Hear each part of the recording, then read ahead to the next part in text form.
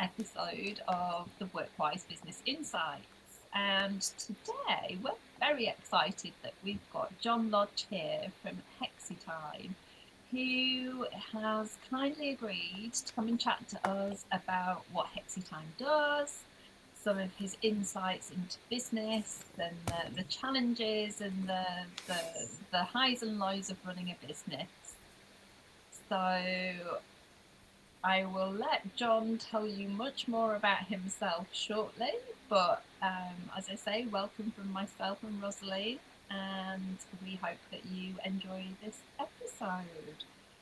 So, without further Okay. ado, Rosaline, would you like to start with asking John some questions so that we can find out a little bit more about him? Yeah. Thank you, Michelle. John, how are you feeling today? Very well. That's I've good. noticed spring has arrived, so I'm perky. We can see from your bookshelf and the plants as well. Yeah, well done. So, can you tell us a bit about yourself personally? Who is John Lodge? So I live in Eltham. I'm Greenwich based, and I have a quite a mixed career. I started off as an officer in the army, mainly around construction and engineering, and I then moved into the NHS where I became a director focused around innovation and change management. And over the years, I started to pick up lecturing positions at universities and starting to teach entrepreneurs and problem solvers how to fix things in a more methodical way using different methodologies. And almost inevitably, I think being surrounded by such interesting, dynamic people coming up with their own inventions, their own quirky projects, I became an innovator myself. So a few years ago, I started to develop a technology which then spun into its own business. So I'm I'm ex-army, I'm ex-NHS, uh, I'm slightly academic, but I would probably identify myself more as an entrepreneur. I love focusing on problems and working with people to come up with solutions and ways forward. And I guess looking back on my career, whether it was building things through engineering or reconfiguring services in hospitals, there was always an element of getting stuck into problem solving that keeps me keeps me excited and engaged. Absolutely, there's lots of parallels there Amazing. with the engineering background, isn't there? The fixing problems, the analytical approach to finding what's going wrong and how to fix it. Right? Yeah, and I think looking back on that as well, I've always been in very people focused industries, uh, you know, predominantly public sector, and so it wasn't a coincidence when I started to develop my own innovation. It revolved heavily around the power and potential of people, and the key role that people play in that side. I think it's quite easy sometimes to get caught up in the tech, AI, and so on, and think that machines can fix things. And of course, there's a time and a place. And at the end of the day, I do run a software company, so I like to think tech can fix things. But in all those roles and all those positions, it's been the people that have been the difference, and what my focus has ended up being on. Wow, amazing. That's a big change, from all this and being an innovator now. We could see the link, to be honest with you. Um, so this will link us nicely into your business anyway. Are you able to tell us a bit about your business? What is it called? How long you've been in the industry or the business? And I think we know your why a bit. If you can expand a bit about your why did you start in the first place? Yeah, And did you always want to run your own business? of course. So the business is called Hexitime. You'll I'll give some pointers to it later. And it started as a project in a hospital. So to answer your last question, no, I didn't always want to run a business at all. I mean, I spent a good 20 years in the public sector being a a small cog in a very big machine for a very long time, and I got very caught up in that natural corporate progression of being qualified and experienced to get to the next stage. And so no, it didn't really cross my mind to ever run a business, but what I did start to see was some real systemic problems in the public sector that, as a problem solver, I wanted to tackle head on rather than tolerate or circumnavigate. And so it was really through experiencing firsthand a lot of these problems that we started Hexitime.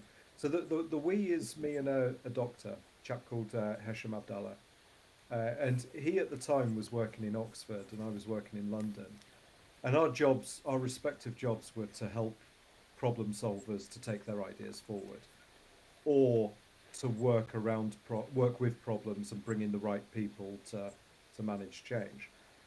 And what we were finding time and time again in hospitals was that if we wanted to engage people closest to the problem, the people that had real deep insight into what was going on at the front line of the service, in order to design a viable, sustainable solution, time and time again, we'd be going to these people for their skill, their insight, and they would be telling us that they had no time or no money with which to engage with us. They were basically saying, you know, are you kidding me?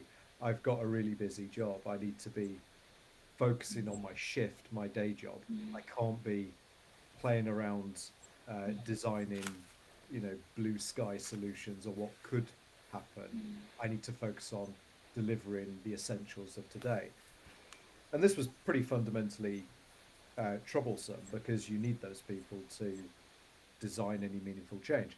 So we started to look around for solutions that authentically respected the feedback that people had no time or no money in hospitals. And we discovered this thing called time banking. And what we'd seen probably for about 40 years in America was people trading time as a currency.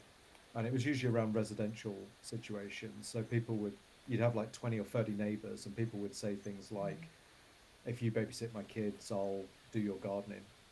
You help me for an hour, I'll help you for an hour. We looked at that and thought, well, there's something quite elegant in the simplicity of that. Firstly, people are not paying to access knowledge and expertise. Secondly, they're being respected as equals. So babysitting equals gardening. And thirdly, people are actually getting their time reimbursed. So when you babysit my kids, you get your time back. It's not a favor. And we looked at that and thought, well, this concept of banking time, moving time as currency, instead of babysitting children and gardening, could I be giving you accounting advice if you gave me HR advice? And could we move that knowledge and expertise around a big organization like a hospital where there are thousands and thousands of employees in order to fix problems, reimburse the time, respect the equity of the individual and do it for free? So we developed this as a project, really. It was never meant to be a business. It was a project. We played around with some prototypes. And then what changed the game for us was we took our prototype to a national innovation competition, something called the Q Exchange. And we won the competition with our prototype. And it was really validating because it was done by a vote. So 400 members looked at the innovations that year and each voted on the best idea. Hexitime came away as, by some margin, the clear winner, and we won a £40,000 cash prize. We then used that to develop some technology, and our headspace was still thinking this is a project, but with the money, we realized we needed a business vehicle with which to process the money, start to onboard employees, start to pay invoices. So instinctively, we went to a non-profit and we formed a community interest company as a social enterprise in 2020. And then we really started to scale it in the NHS for a couple of years, picked up more innovation awards, another 7 in fact, and started to do some really interesting work in the NHS and bring together some case studies. And then sort of finally what changed the game for us was we were at an awards ceremony, and we were in this is terribly egotistical, but we were at an award ceremony, and we were in 3 different categories, and we actually won every single category. And it was at the end of the award ceremony that the sponsor of those awards came up to me, and it turned out to be the commercial director, and she sort of said, I wasn't really paying attention. We just sort of sponsor these awards, but now I feel that you've won 3 categories. I feel compelled to understand what you've actually done.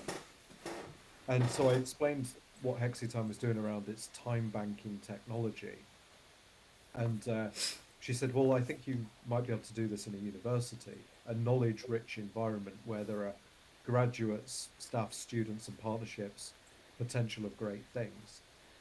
Uh, so we took it to University of Warwick, and we won a big contract there that actually replaced a very, very well-established company. And it was at that point we realized we had a better technology, a very innovative mechanism for mobilizing knowledge around an organization, and that there was probably some huge potential to this. So we formed a limited company. And it was at that moment in 2023 that I probably became like a proper business-minded entrepreneur, where we started to look at the scale of doing this across not only healthcare and education, but in other countries and in other industries. So to sort of pad that off, I went off and completed an MBA to sort of polish those business skills. And we opened an office in Dubai and started to then reach out to hospitals in the United Arab Emirates and use that landmark moment to start winning contracts in America, in Singapore. And so the last year has been a bit of a wild ride, and we're now completing an investment round and looking to, for a real sort of entrepreneurial mindset, scale this and realize the potential as we can. So it went from public sector hospital projects, just doing something nice, to non-profit, to limited company. And I should say, the non-profit side to what we do still exists today, and it still serves the UK NHS alongside that limited company that is scaling in a conventional business way. Wow. Quite a journey with several eight accolades along the way. So congratulations. Thank you. It's been a wild ride, and I think it's testament to some of what we've always been at the heart of the business, which is around innovation. We've always been trying to challenge the conventional ways that HR and organizations, big organizations, think and function when it comes to their employees, how they use their employees, and collaboration. I have to say, after 20 years of public sector service, we saw a lot of flaws in the way organizations are run, and became pretty determined to look out for the little guy in the organization, but in a way that was good for business. We think we can create these win-wins. So I think part of what's made it exciting and compelling is the challenge to conventional thinking and the innovation. Amazing. That's quite a long journey, John. Thank you so much. Like Michelle said, 8 awards. That's a long way, from NHS and all of that. So, and you've been to Dubai. You started with public sector, non-profit, the limited liability company. Surely you'll have learned some things along the way. Are you able to share with us what are the things that you've learned along the way, and what haven't, things that haven't gone so well since you started the limited liability company? Yeah, of course. So as I say, it started as a project and then went into non-profit and then limited company. And clearly those 3 stages require different skills and different tactics and different approaches. And so I suppose the first thing we learned was knowing the difference between project, non-profit, limited company, what the options are at our disposal and where to go. And what I mean by that is project approaches do not necessarily work in a business setting, and non-profit approaches do not necessarily work in a limited company. But through all of that, we've had to do a lot of learning on the job and a lot of trial by error. But the biggest thing I've learned through all of those stages is to trust my instinct and my gut a lot more. And over the years, I've fine-tuned my intuition a lot better.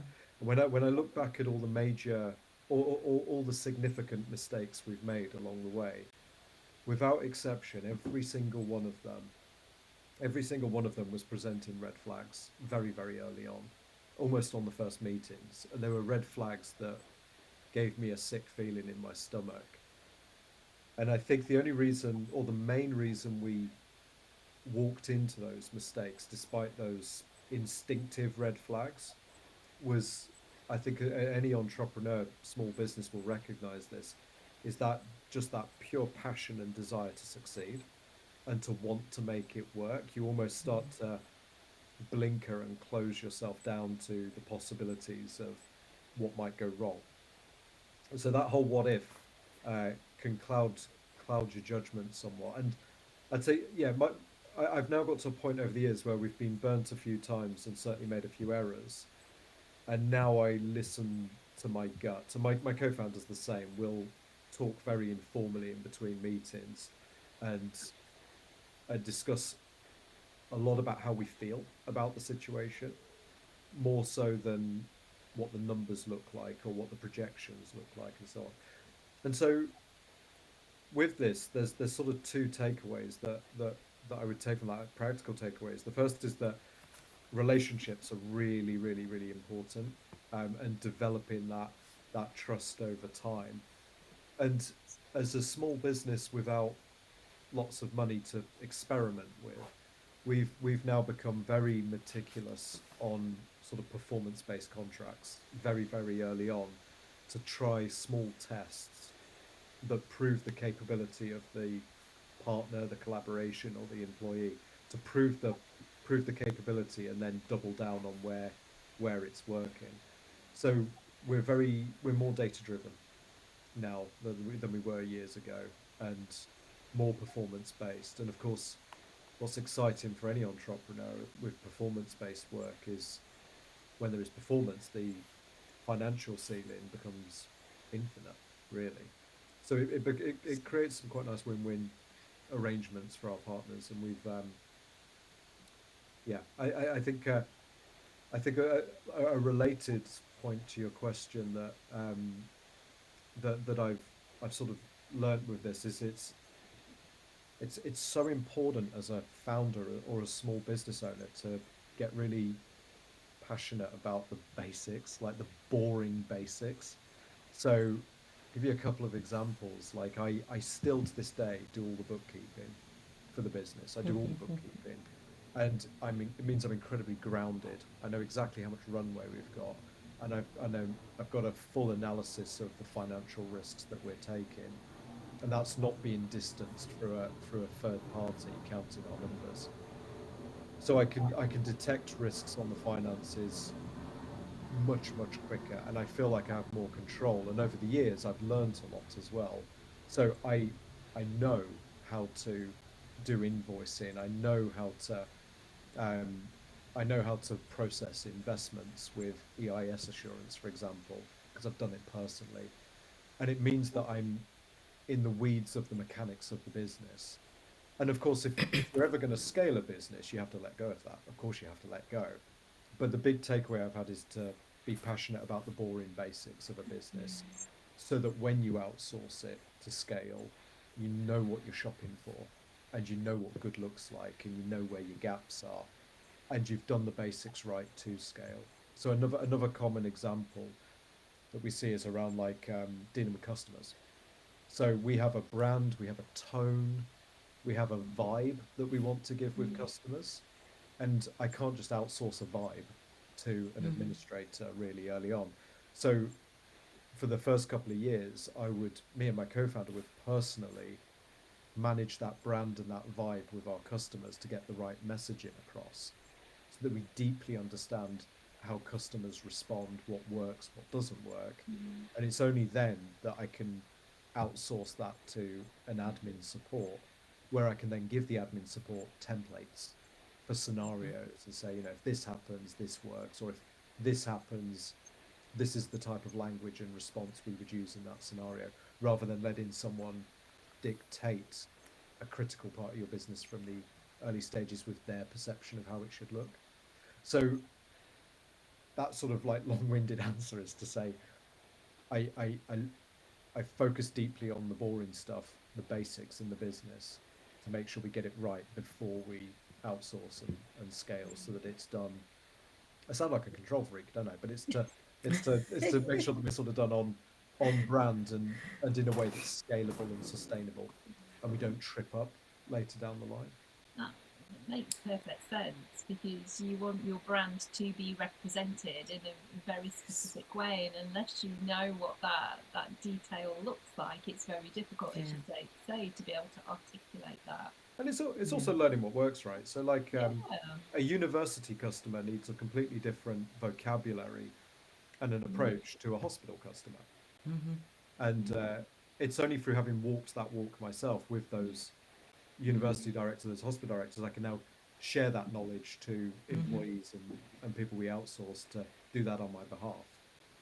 I mean, in the very, very early days, we brought admin support on very, very early before we even really had defined operational processes.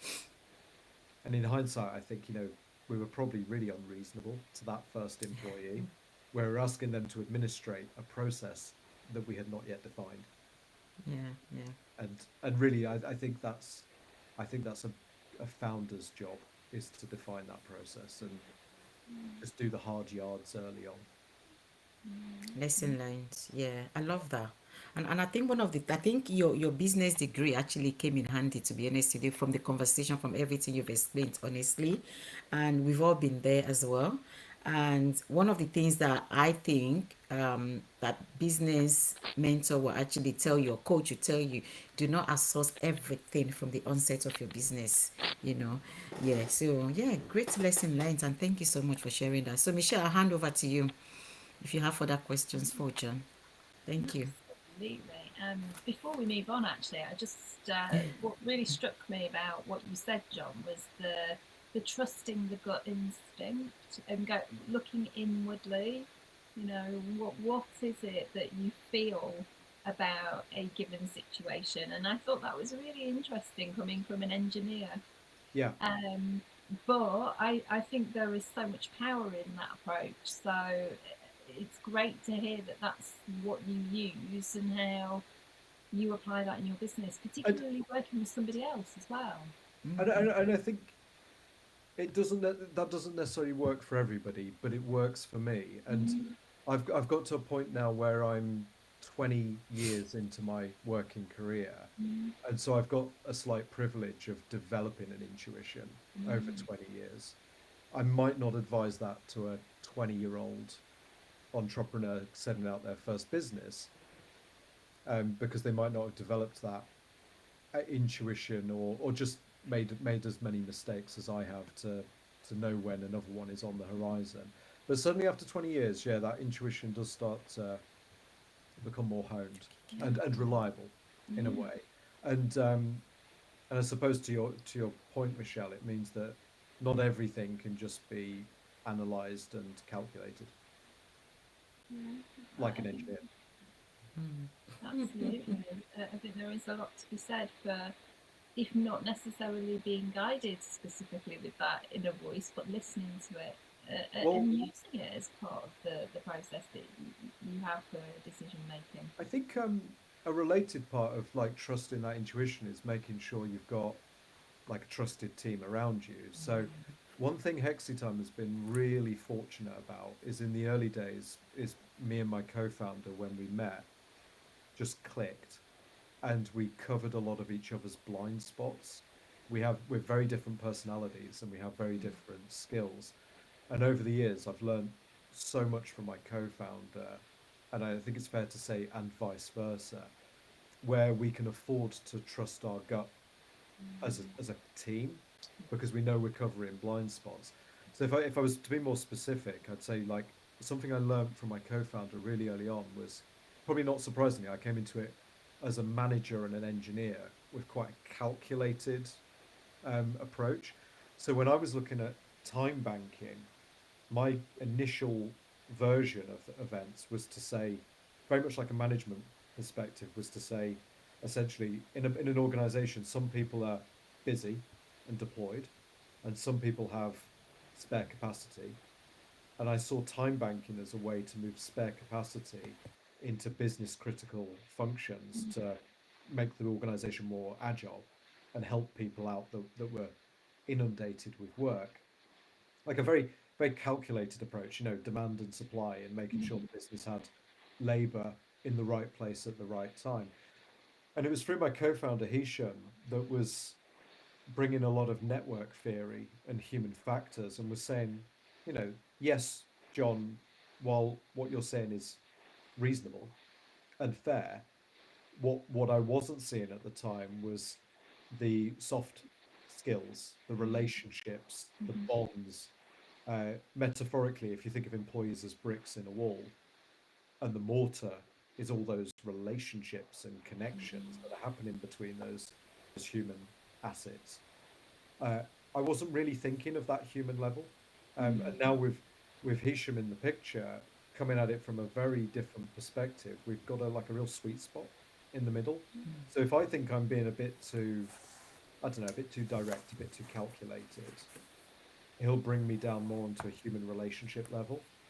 But equally, if I think on the human relationship level we're faffing around, or going around in circles a bit, I can bring the business into more of a calculated operational way forward. So we hit a sweet spot, and between us, it allows us to trust our judgment.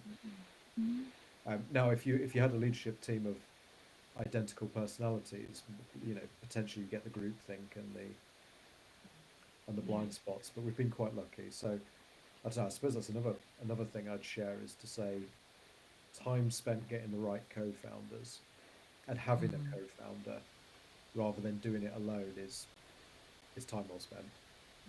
No, and it sounds as though you really have come together to make a really strong, powerful team.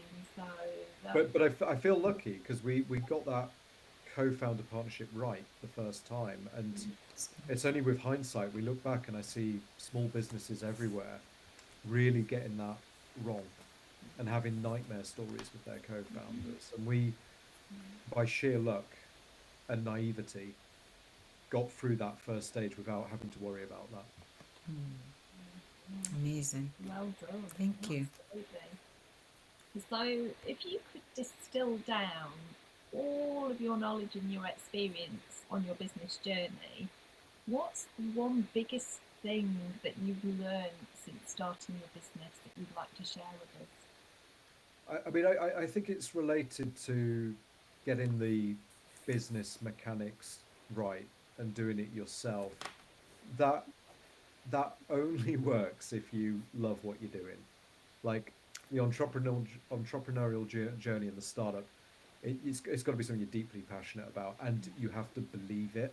Like deep down, believe what you're doing is a good business and a business that is needed, so that when you're, and these are real stories, when you're doing the annual accounts at 11 o'clock at night on a Saturday, you're content with the situation, and not starting to begrudge your own business. So I think you've got to be deeply passionate about it so that you can get involved in the weeds and the mechanics and really put the hard yards and the discretionary effort in, because the effort in the early stages does not correlate to what you pay yourself. I have to say, like there's a long game with that. And I think related to doing the mechanics and being passionate about what you're doing, I think a lot of that comes from having purpose and satisfaction, and that's really related to having a relevant product in a relevant business that solves an actual problem. So Hexitime started by deeply trying to solve a real problem in the NHS, which is people have no time or money. And it was by becoming passionate about helping people with that and bringing in the time bank that we could see results and outputs and results for our effort. So the flip side of that is when people create passion projects and try to turn them into businesses because they're fun or they like them, and missing that key ingredient, which is, does it actually solve a problem for a business? Does it actually make an organization more profitable, better, more efficient. So do the basics, be passionate in what you're doing so you can do the basics when you might not normally want to. And a lot of that's derived from making a business that's relevant and having good market research and doing something valuable. That is so Wow, important. Having that's having everything. travelled the path of starting a business that I wasn't passionate about, I can completely see where you're coming from there. You know, you've got to have that connection with who you are, what you're doing, as you say, solving a problem, and actually, is it at the heart of your core values as well? So I think you've raised so many important points there, John. So thank you. Thank you. Um, And I love, sorry, Michelle, I just thinking in my head, is it possible to begrudge your business? Yeah, I think some people. Yeah, yeah, I see it. I see it, and I've, if I'm honest, I've probably felt it once in the business in Hexitime. I felt it once where, very, very long nights, 7-day weeks, and you just get that niggling bit of doubt thinking, is this worth it? Or should I just go and get a job? Should I just pack it in and go get a job and enjoy 9 till 5? And because, life's about choices, right? You've always got alternatives. yeah. You don't have to be an entrepreneur, you don't have to be a business owner. There is always an alternative. Um, yeah, I think it's possible. Yeah, I think if you get the basics in the business wrong, it can start to be a real hard slog, a real chore. And it's really important to dodge that. Yeah.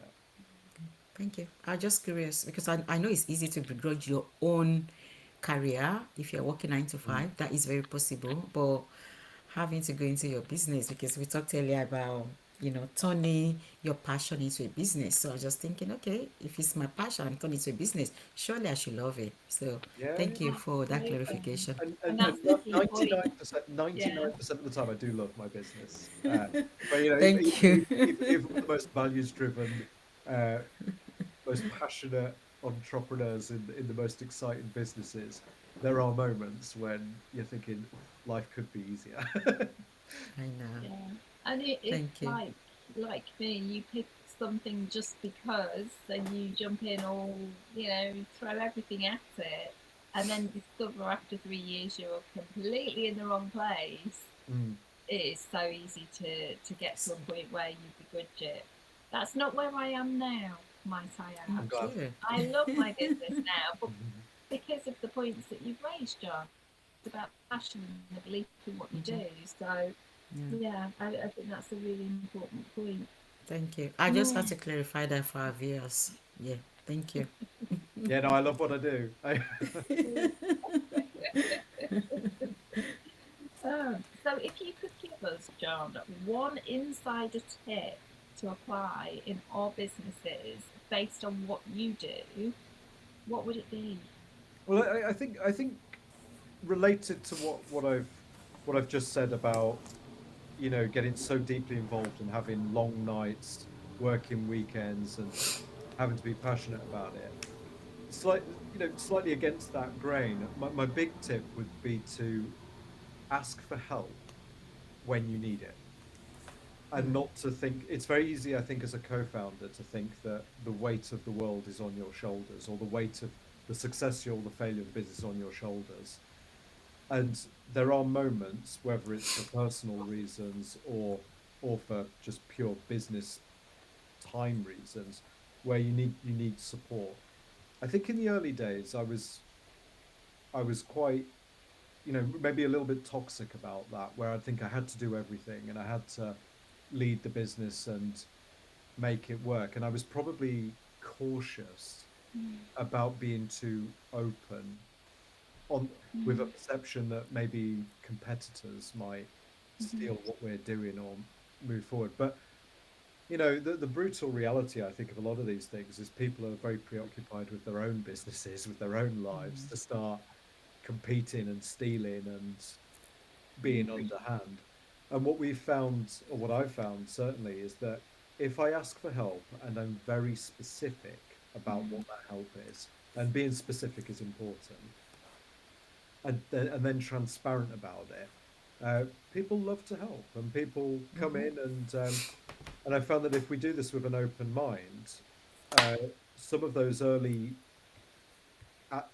requests for help can turn into really fruitful partnerships. And indeed, we now have long-term contractors that started, long-term paid contractors that started with just an advisory, I need some help, can I have a conversation? Mm. And of course, this is all about scaling your skill sets and the capabilities of the business and speeding everything up. Um, I've certainly got a lot of deficiencies in my skill sets, and it, of course, one way forward would have been to teach and train myself to fill those deficiencies. But I found that the partnership collaborationship gives you more speed and it's more efficient in a way. So I don't know, ask for help would be my big insider tip, and be specific about it and transparent about the Thank you. weaknesses, because there's partners and collaborators that you've never even met, that you don't know about, that are waiting to get involved. Yeah, absolutely. And I guess if you open your mind to those possibilities, then you find those people. And then, as you say, they then contribute and take you to a different place that maybe you'd have got to eventually, but Mm.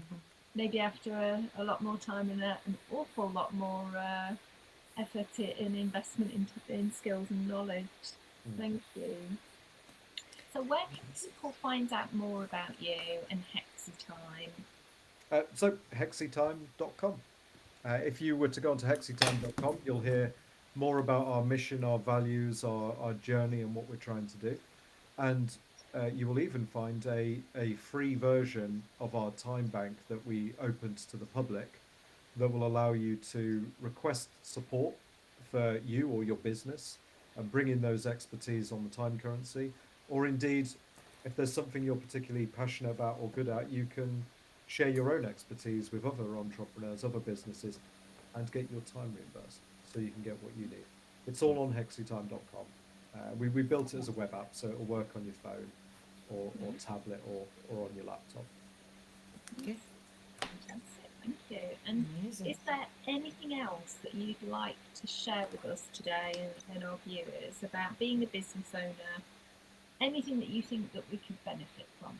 I think, I mean, you're a HR audience, so I'll sort of think of something HR. I think it would be around the recruitment. I think one thing that really shocked me, I have to say, after 20 years of public sector and going into a small private business, was how radically different the recruitment processes were.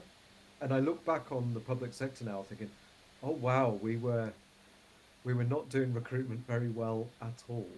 So what I mean by that is, in these big public sector organizations, they I think they get preoccupied with getting the recruitment process correct. And I think it's fair to say you should just get the recruitment process correct, rather than it being the be all and the end all and the focus.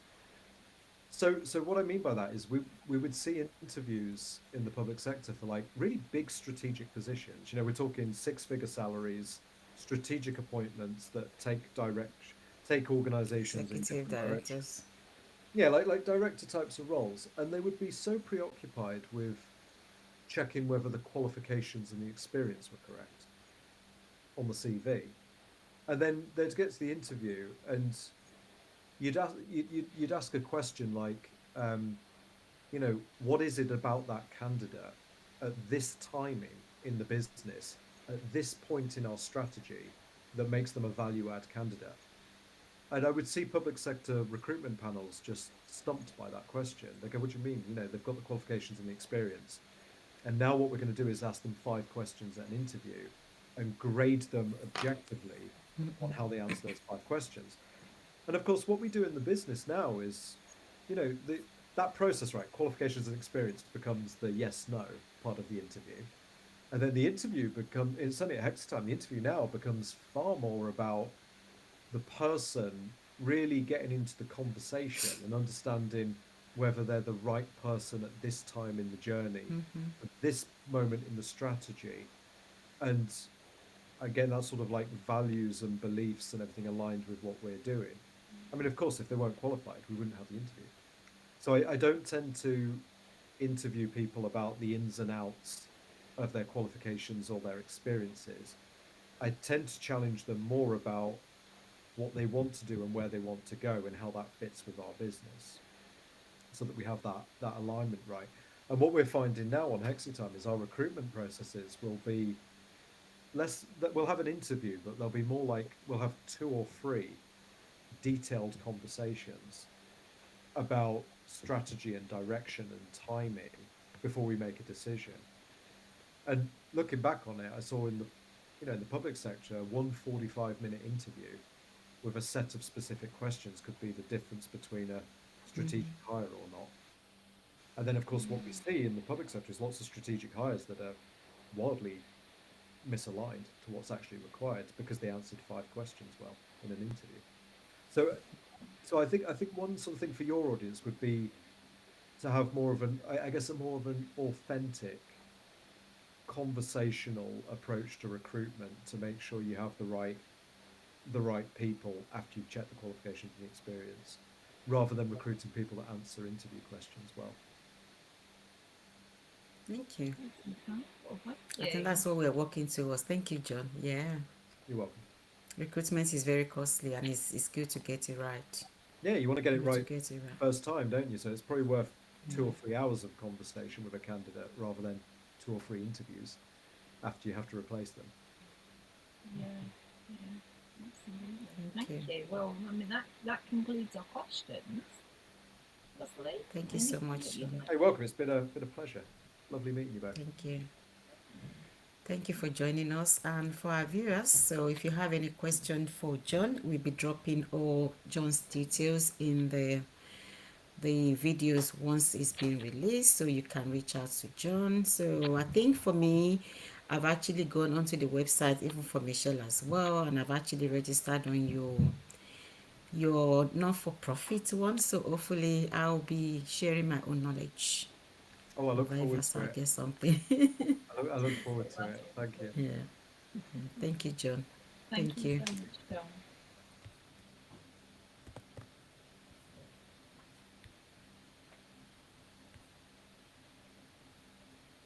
So is that the recording stopped? Is it? Cool. Yes. Oh, thank you. I thought, yeah. Thank you. Last questions. Thanks. Right. I need